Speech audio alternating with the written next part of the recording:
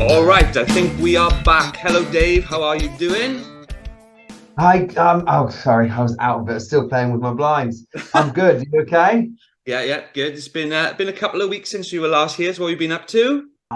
We've been shows and partying and just having a really good summer, actually. So one of the things that's happened since our last episode that I'm sure you can't wait to talk about is how you ruined my dreams and took the champ ticket from me. So how you were second and I was first, that one. Yeah.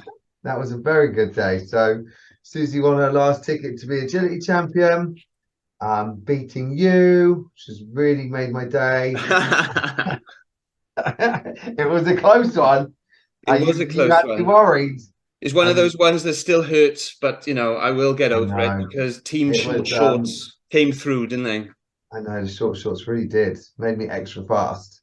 they? Um, it's just that it was after I ran quite early because I had a couple of faults in the rounds, and then I was looking at who else was still to run who could beat me, and I'd forgotten who was in it, so I was just looking around. I couldn't see you. I was thinking, oh, that person, okay, that person, okay, that person could. Then they messed up, which was brilliant, and then you fucking turned up, didn't you, out the behind the caravan? I was like, no, I forgot about him. Um, and then I panicked, and then you had a wide turn. I was like, yeah. Oh, Had a I wide still think about it now. It still haunts my dreams, but I'll have to get over it. I'll beat you in the next one. I'm sure there'll be a time where we We'll can see. talk about Fingers him. You crossed. beating me. Fingers crossed. No, So I'm last crossing. I'm weekend pretty gone. confident of it. You had your pride party in the last weekend. How Oh, was that? Pride Party was so good. It was just the best day. We started at 2, first singer came at 3, and then just basically went on till 3. It's like a 12-hour party, which I'm way too old for. So I was dying. I was just about to go to bed, and our neighbors across the road decided to just turn up. We don't really know them. They just turned up at 1 in the morning. Was like, oh, we're your neighbors, and we heard the music, so we were just coming over to party. I'm like, I was going to bed, and then I've got to stay up and be social. I thought they were coming over to tell us off for the noise. Now they were coming over to join in. And but it was a great party. Had my nails done for it, as you can see those Very pretty. little penises on my thumbs. Nails by Nara. They're It's your so new cool. I business. love I my like it. nails being painted. Very, very pretty. Yeah, thank you.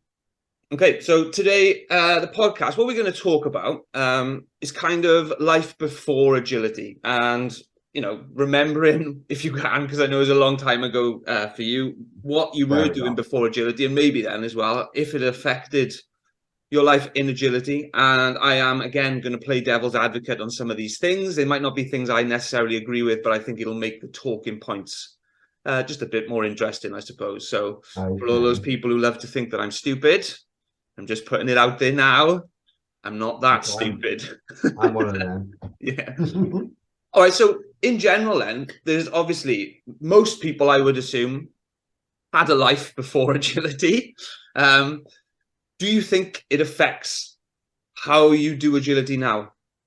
I think definitely for me because I was very into horses before I did agility. So I think and I always say this: people that were either into horses and did like show jumping, or people that were very sporty before they did agility, generally tend to be, especially if they played ball sports, they tend to be quite good at agility because they can see I can never say this word, trajectories. Well done. Good word. Yeah, thanks.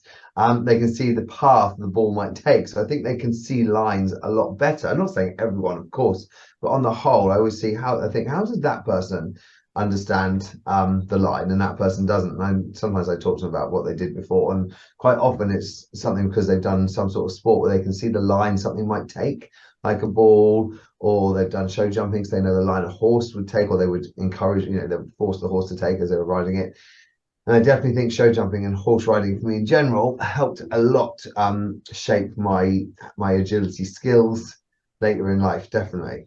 I think it's quite common, and I didn't realize this before I came into agility because obviously horses are not my background. I'm massively allergic to them, number one, but quite a lot of agility people have come from the horse world, if you want to call it that. So why do you think that is? I think just they obviously love doing stuff with animals, and dogs are so much cheaper and easier. Oh my God, honestly, the thought of getting ready for a horse show where you got to clean all your tack and get all prettied up and brush the horse and get all, oh no, you just chuck the dogs in the van, off you go. It's so much easier. So yeah, I think, and cheaper. God, horses are so expensive. So I think that's a big thing. People also get older. Horses are harder when you get older. You know, falling off hurts a lot more. You break things. So I do think people naturally progress more to dog sports when they get older than horse sports. Obviously, not everyone, but I do think that's one of the reasons. What else did you do? Did you do anything else? Now, I know you were particularly good at hide the sausage, but anything else? Not before I started agility. It wasn't one of my games when I was 12, funnily enough. No, but I was 12 when I started, so I didn't really have much of a life as such. I was just a kid, you know. Yeah. So I got into it so early and got so into it so early. You know, I was at shows all the time. I was obsessed. You know, I wanted to go to every show every single weekend. You know, I just didn't want to miss anything. So apart from that, just obviously very sporty. I was always sporty in school. Did a lot of running, did a lot of sprinting. Um, didn't like rugby. It was far too aggressive for me. Didn't like it when I got tackled. It hurt. I don't know how my mum didn't know I was gay. Um, I was like, no. I didn't like hockey because if the ball hit you, it really hurt. I was a right pussy about pain. I've always hated pain. I like playing badminton. You know, you couldn't get hurt with that little shuttlecock. Yeah, true, true. True, true. When you started, who was kind of, did you, okay, I don't know I know your background with regards to like the competitive side, but before you got into like the level of competing that you're at now, I'm assuming you had some kind of teacher or some kind of coach. So who was like the first person who coached you? So obviously I started at a smaller club, and you know I got taught by people there. But I'd say my first real proper coach that really got me going in agility was Jo Fraser.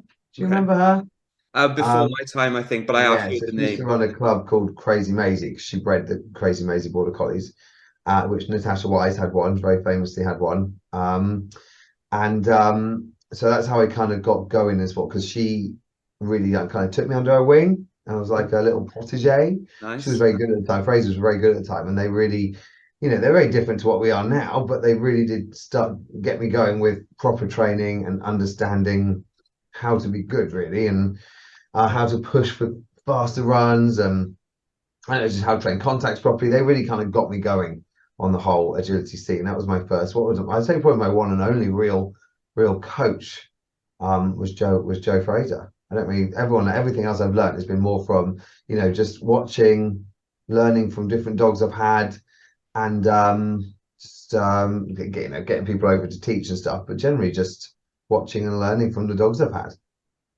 Yeah, and I mean, like one of the reasons why I think you are one of the better coaches is just because of your experience and understanding that there's not one method for all. It's kind of fixing the method for the dog you see in front of you, isn't there? And I mean, I guess that just Oh, comes from experience. yeah, definitely. I've had a lot of dogs, and I do just think about it a lot, I suppose. You know, I did kind of teach myself how to do, you know, blow my own trumpet now, which is and something I really love to do. But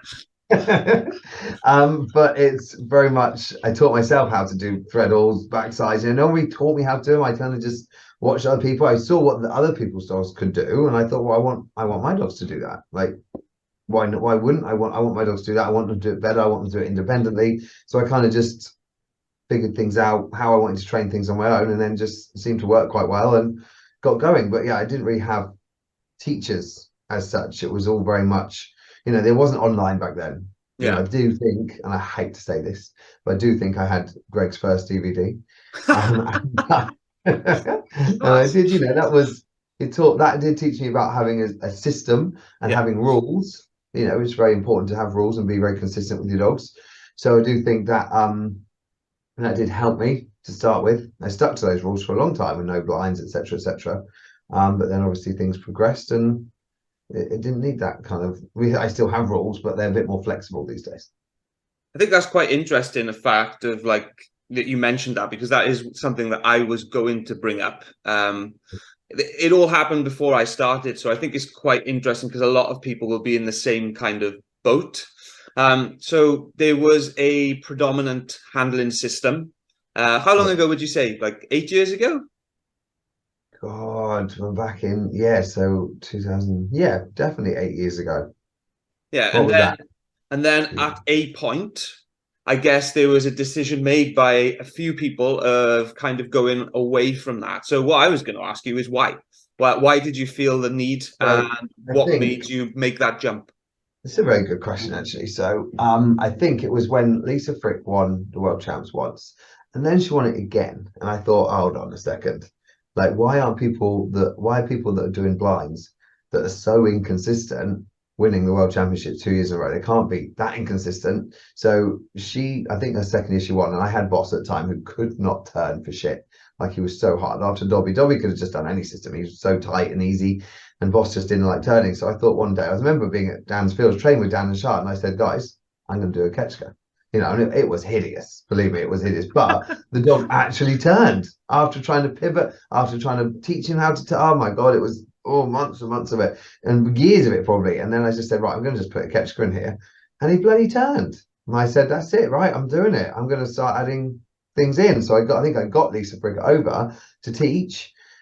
And then obviously I started doing it, and then it kind of trickled through all our friends. So Sean was like, "Oh, because maybe she had maybe at the time she couldn't turn either, so she tried it a little bit, worked well for her." Dan then obviously started because he was young and inexperienced at the time, and I obviously taught him every single thing he knows.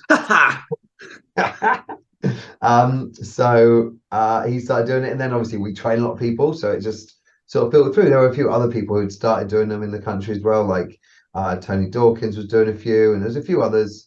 Nick Jones, they'd all started doing a little bit of it, dabbling in it. So it wasn't just us, but so all I think the main competitors and the main instructors in the country were kind of just started doing it and just filtered on through. Was there hesitance to move away from the old Oh system? my God, huge. I remember I first time I went to train at my club, my Akimi, and I said, right, guys, this is what we're gonna do. And they were like, no, you told us not to so long. I said, it's updating, we're just adding things in. We're just trying it. And as soon as they all did it, it's so funny because every time I've transitioned a person from old style to new style. Generally these days you don't have to do that, but it does take a while for them to get out of it, especially if they came from Greg's system because it was very strict with the rules. And it takes a while for them to become that fluent handler that we see these days. But when they do, they just love it so much more. Even all the Greggies have all pretty much swapped now and adding in blinds and stuff. They should have done it years ago, but at least they're doing it now. And it just looks so much better. Their dogs are doing better. They're doing better. It's just, of course, it's a natural progression. Course design changes, and doing old style handling these days just wouldn't work as well. Of course, it wouldn't. The one thing from my point of view, from a physical side of thing, obviously the newer style makes it easier for people. Yeah. But I do think as well, like I can kind of come at it from a little bit of a different point of view because I have no affiliation with anything. I come unbiased, if that makes sense. Yeah. And I do think a lot of times that people doing I hate saying old and new because I still think there is a lot of positive things in the older method with regards to the dog understanding. And I feel like sometimes a lot of it can be like thrown away with regards to like overlooked maybe when, like you said, there's obviously a lot of value. And like the saying is you always stand on the shoulders of giants. And that system was obviously successful for yourself and Oh, for others for a long, absolutely. long time. And you just build on it. But some people Mhm. now are so quick to kind of throw it away. And I just think that's a little bit naive. What do you think? I mean, I got a medal at World Champs. Greg got a medal at World Champs. We got individual medals. Doing that handling. Of course, it was. I didn't do Greg's system, but I very much didn't do blinds or catchers or anything Yeah. else. And it was a great system back in the day. Amazing. Greg was a genius, actually. Doing what he did and setting up what he set up, and he had it all over the world. Everyone was doing what he did. I used to travel all over the world teaching, and everywhere I went, everyone was doing Greg's system, Greg's system, Greg's system. And he, back in the day, that was the thing to do. Susan Garrett took it on, and she then taught it to everyone as well. So it was a huge change. And it is a big change going from that to what we do these days, because there is, even though the foundations are obviously, foundation agility training is generally the same. You know, you teach your dogs value for you, toy play, etc., etc. Having a reward structure, you know, all that stuff's the same. And Greg is a great dog trainer. All his dogs turn out brilliant. Whatever handling he does, he trains his dogs well, and that's part of his system, is his actual training of it. And but these days it's just a bit more flexible. And the course design, it really did need to change with the course design. That's what it was. If the courses had stayed the same, handling could have stayed the same. But you know, they've got so fast now. You can't get around half the courses today without blinds, especially. It would almost be impossible. Yeah, well, it's like, again, I look at it from just a completely unbiased point of view, and you just make it so much harder for yourself if you aren't willing to, Exactly. because, like you say, the courses are so much more with those extension lines, and you find Yeah. yourself behind. And if you put yourself behind, you're going to be behind for the rest of the Yeah. line, and it's just impossible, isn't it? The problem is, back in the day, we had a few people doing blinds, and it was awful. Like, I won't bring up any names, but I mean, it looked terrible. So it kind of put everyone off doing them. Whereas Greg was winning, doing what he was doing, it did look a hell of a lot better. But like, it is just purely course design, and that's had to change everything. And I'm not saying what he did in the day was wrong at all. It was brilliant. It was perfect. But now these days, that whole, you know, it just wouldn't work these days. Everyone can see that now. Like, that's why, you know, or everyone's changing. It's how it's moved on. It's brilliant. So much more fun as well, because you can just, more running, more speed. I mean, God knows where it's going to finish. People are now saying there's too much speed coming in. I don't know where it's going to go. We just follow. You know, now we're doing more layering and more. You know, everyone's teaching a layer queue, and you know, that's hard for me because I didn't do a lot of layering. And I do worry about devaluing jumps, and well, I don't know. Let's see where it goes. But it's good fun to play around with new things. Otherwise, it gets stagnant as well. It gets boring. Well, I'm the same as you, is I've always been a bit hesitant to put in a layering command because my dog initially chose to go around the back of the jump before the face of it anyway. Exactly. So Exactly. So it just, we haven't got those courses here that much yet anyway. So we're not, that's why it hasn't really come in. But I suppose when we go to international events and we start needing it a bit more, people might go, okay, we do need to start. And then, you know, judges will come back and they'll start setting it a little bit more. But, you know, we're still not even caught up with the last 5 years. So I doubt that's going to come in anytime soon. and it's interesting that you said then as well. I mean, about the fact that agility kind of, for a lot of people, starts as a hobby. For some people, it will always stay as a hobby, but some people as well, you know, yourself and other people who teach it, I would say it's more of a sport. And Oh, I would say definitely. it's moving more and more towards that as well. And one of the things you mentioned there is you don't know where it's going to go because it keeps getting faster and faster. But again, from my point of view, not coming at it from someone who's done agility for a long time, for example, it's always been a sport because I come Yeah. from a competitive background and it is timed. So if something is timed, everyone is going to push for faster speeds. I can't see how that would never happen. It's inevitable, isn't it? Surely. Yeah, of course. It's just, you know, everyone goes, oh, you know, there's people trying to set courses to slow dogs down and stuff, but then it's very unfair that you teach them to run the fast courses and then you have to suddenly put them on a course that's going to slow them, slow them, slow them all the time, especially for the ones that don't naturally turn so well. But it is just, everyone's going to go for the fastest time. And problem is, a lot of people very cautious about the dogs, and a lot of people aren't so cautious about dogs and just care about the results. And that's when you're going to get the issues turn up. Some people just care about getting that fastest time, not giving a crap about how it will affect them either on that course or in the long run. And other people are going to be far more cautious. It's, you know, there needs to be a balance somewhere. Speed obviously comes with its own issues because they are going so fast and it's going to be dangerous. But then some of the tighter turning courses are also going to have their own issues too, because they've got to twist up their own arse half the time, and that's not great for them either. So who knows what's right? There's not enough studies done. No one knows what's right and what's wrong for the dogs. Like, how do we know? All we know is people treating them, they're finding issues with them, but what's causing issues? It could be caused out on a bloody walk for all we know. Very hard to know what's right and what's wrong in the dog world. Yeah, and again, like I said, I mean, just from a point of view of looking at it like it is a sport now because it's timed and Yeah, because there are more people doing it and because there are more people earning money from it, maybe not even yeah, directly, but as a result of as a result of their results. of course, So it yeah. gets people more known, so people are going to push for more speed. So in my opinion, that's always going to continue to be the way until um something changes. So then maybe the question is more about prep and how do we get Yeah, the dog's ready for whatever the demands they're going to face are, kind of thing.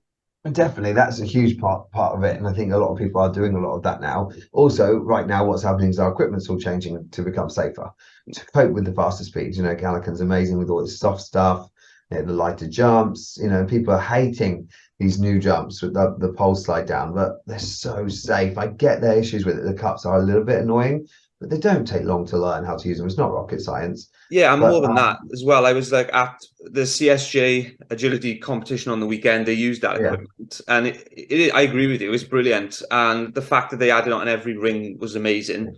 Because, like you say, on the courses now that are being set, the lines are longer and they are faster, and inevitably some dogs are going to get it wrong. And yeah, it did happen, but because of the equipment that was used, I didn't see any issues. Like, you know, no, when they run no one hurt into and they take in the the end. exit wing on like a fast Oh, slice. so that is a huge issue at the moment. So Yeah, getting but more and more, like so many with dogs these are doing that. jumps, it was Yeah, it doesn't matter. honestly no problem Mm, at all. The jump just fell away and it was like yeah, no problem. that's why we bought them to put them. We bought a few of them a while ago now to put on our slice jumps because our first little run boys love to hit the exit wing. It's like a fucking hobby for them. So we so we got those so that if they did, they didn't. You know, some people are like, oh, put the heavier wings on, then they'll learn, but they don't learn. They just hurt themselves and they get Yeah. injured. You know, we got rid of all our heavy metal wings and we only put light wings on our slices. You know, I personally with Commotion because he's not internationally prepping. He only has 5 foot poles on slices like you would in the UK because it makes it so he literally can't fit through a 4 foot pole. He can't fit. He's a Like big he's dog. just he's big. He can't fit. It's ridiculous. I think every pole should be 5 foot. But also these wings are just making it me so much happier that at least if he does hit it, even on a 5 foot bar, he still will hit it sometimes. But at least he's not literally destroying himself. Even small dogs, Boosty hits the exit wing sometimes. Yeah. You know, and small dogs going to hurt themselves. I saw a dog do it in a champ the other day. It's a little small dog, and literally was hopping, had to be carried out because it hit a great big heavy wooden wing. Yeah. Horrible. So when I was in CSJ, I was actually speaking to Indigo equipment suppliers, and one of the really cool things was he was always looking to kind of evolve and whilst increasing the safety, which they have done with the lightweight step. He's also one of the things he was looking at was increasing the length of the cups that go on the pole. Yeah, So then, like the issue that a lot of people having is the poles are dropping easier, which I think is an issue, but it's not a bad one to have because it's just safer. So one ways that they can look to overcome that is obviously increasing the length and maybe the yes, actual curvature of the cup to hold the pole yeah, a bit better. Because they're great. The cups do slip when you hit them, but yeah, really good. that's what you want, isn't it? So I just think it's really good that they're always looking to kind of keep evolving and that kind of stuff. The only issue I see with the cups, and I have said this to Laura, and she's obviously played it back to Gallican, is if they nudge the wing, sometimes the cup slides round and then it drops, it slides down. So the pole doesn't actually drop, but they're being faulted because of a wing hit. And I think a lot of dogs nudge the odd wing sometimes, and obviously in normal class that the pole would stay where it is. So the only issue I see is the cup will slide round and then slide down. So that's what I think. But then the whole point of it is the cup just come off. So I don't know what the answer is to that. But I personally, I'm willing to accept that for my dog safety because lots of people don't want to. Yeah, no, I'm the same. It cost me a few times on the weekend, but Yeah, ultimately I've got other things that like again, my dog's health is more important than that. And obviously you can be frustrated at the time. No one's saying that, but ultimately you look back on it and you think, yeah, I prefer the pole to slide off rather than him to kind of bounce off it and then land on the wing kind of thing. And it's exactly. definitely preferable. So again, Hmm. coming from the fact that now I think this podcast has kind of turned into something different, but it It is is. what it is. Coming from a competitive sport background myself, one of the things that I do hear quite regularly that I genuinely I laugh at, I do understand, but I do laugh at it is when I've heard it before, and I think you've probably heard it before. Maybe it's happened to you, but like because it is becoming more of a sport now and it is competitive, I hear people complaining about being put off, like whether it be through a comment or whether it be through something else. And obviously, because agility used to be more of a hobby, um, it was not something that anyone would really do because, as it is a hobby, it's kind of more sportsmanlike and all that kind of thing. But again, coming from where I come from, I can imagine it like in a game of rugby that I used to play, for example, like there was all sorts of putting people off.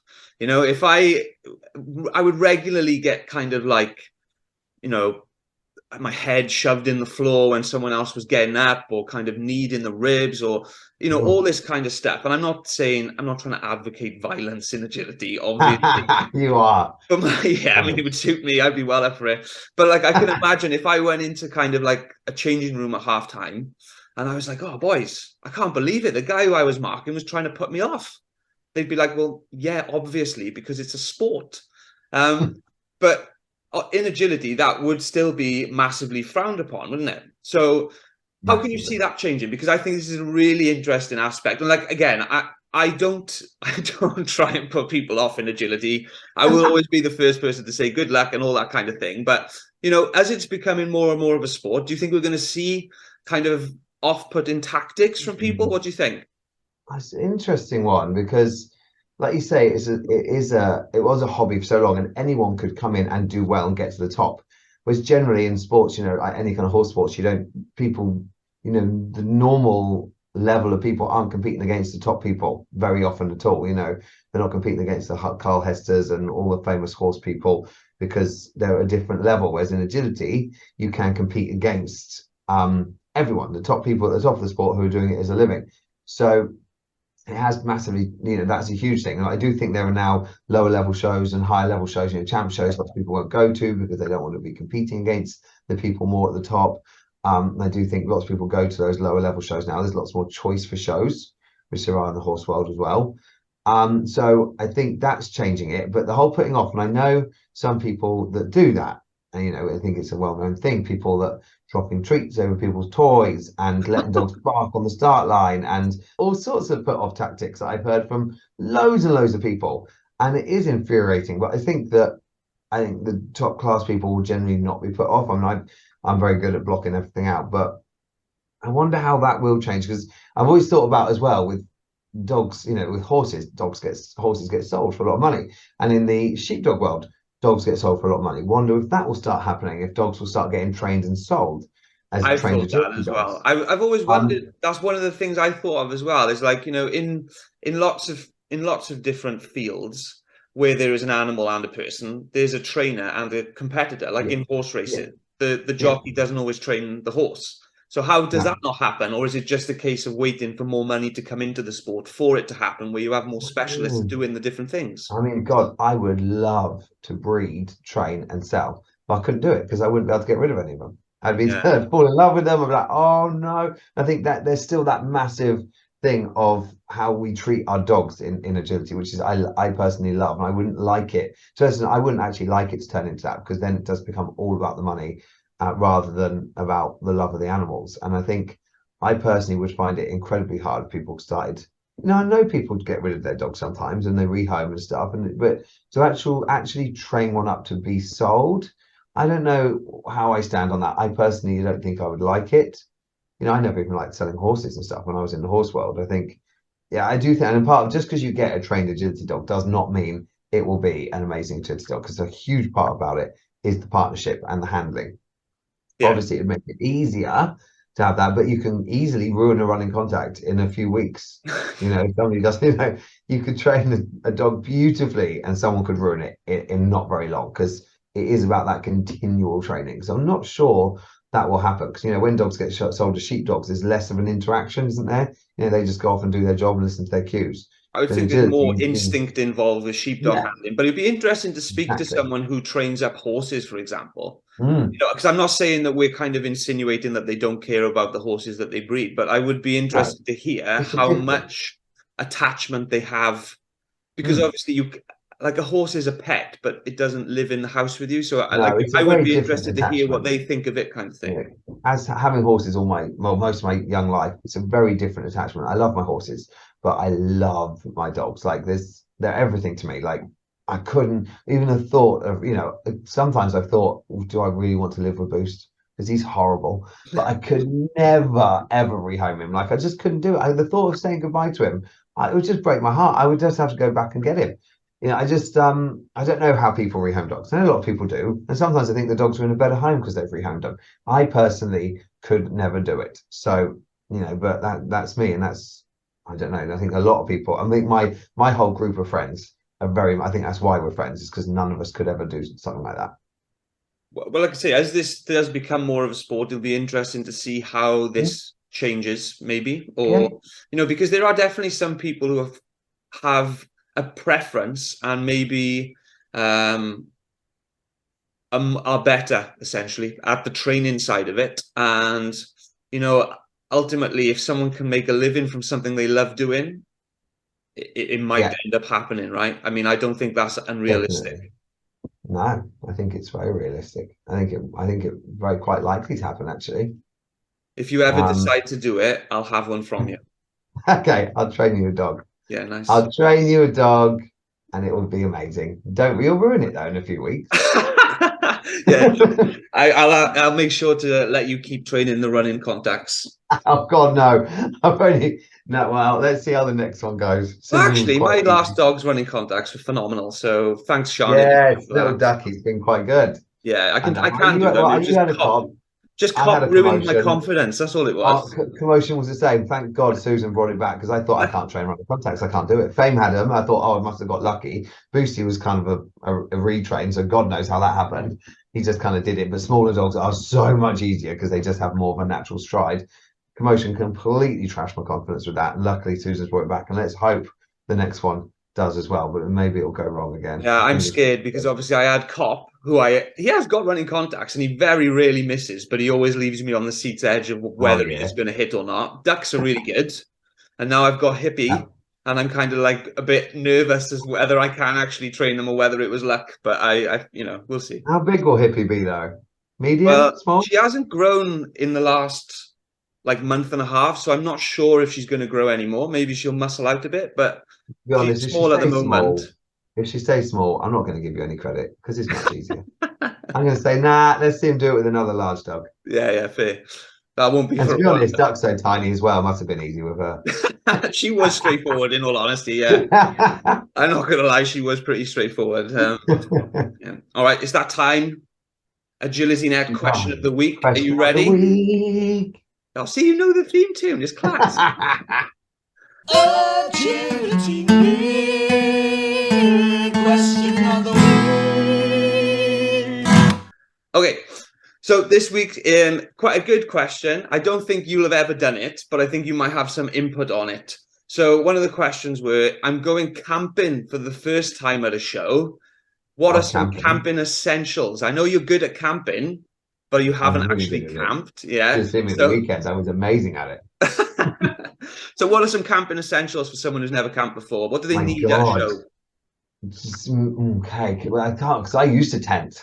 Did Let me you? think what I had. Electric, something to charge your phone. You've got to have a phone. You just can't live without it. So make sure you take enough battery packs or something to keep your kit charged. As I would say, a kettle. You've got to have a morning tea or coffee, and you can't get up and do it. But you could go to the. Suppose you could go to the place and get one. What else? As comfy bed. You must get a nice comfy blow-up bed or something because other, the amount of times I slept on a blow-up bed and it goes. Well, by the end of when the morning it's just you're Yeah. like dead on the hard floor because your bed's kind of deflated. So comfy bed and something to I took this one really seriously Yeah. and something to charge your phone with. They're Something the that two. I think is vital from the years that I used to go. I used to go surfing and we used to stay in a tent and we used to have like towel-sized baby wipes and they were good. Useful for Really? camping when there's no showers about. So I think that's Well, I mean, I don't even think about that because I would always find somewhere to shower. But yes, something to clean yourself because if it's a hot one, you do not want to be. At least when you're surfing, you're going in and out of the sea, but you don't want to be stinky at a dog no, show. yeah. I mean, it was a lifesaver. Trust me, it's a good one to get. And another one that I don't go anywhere without is my own pillow. But that's just a personal Well, one. me either. And I Yeah. have a V pillow. I have a maternity pillow, and I take it everywhere because I hug it all Yeah. night. No, that's Yeah, a I winner. love my maternity pillow. Probably because I've got a gut. Something to push it in or to rest it Props it against. up. All right. Well, as always, that's us for this week. We've got the Facebook group for anyone that wants to get involved. I've had some really good topic suggestions, and we're going to look at them in the coming episodes. So if you are enjoying, jump on into that, share it with a friend, all that good stuff. But from us this week, that's the end. So say goodbye, Dave. Bye bye, Dave. See you all later. Bye.